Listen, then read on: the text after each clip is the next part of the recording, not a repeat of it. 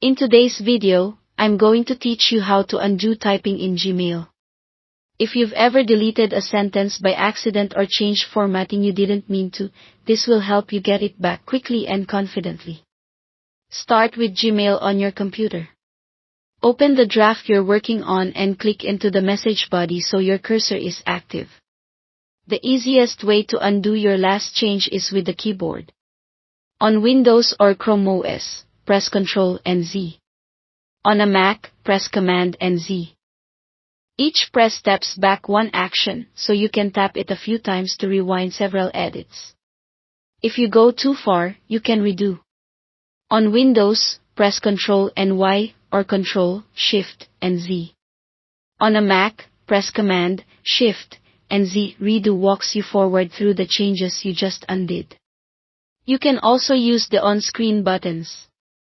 In the Compose window, look for the curved left arrow for undo and the curved right arrow for redo in the editing toolbar.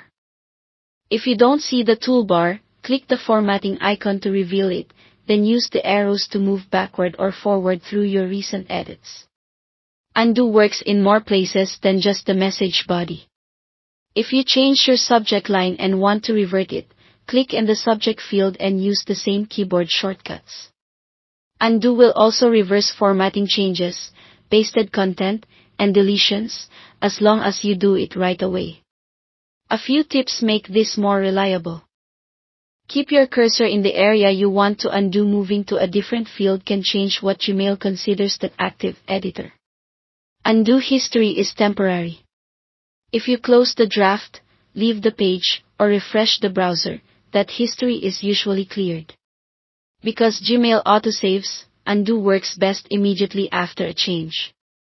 If you need to protect a version before experimenting, quickly copy your text to the clipboard or paste it into a temporary note so you can restore it later.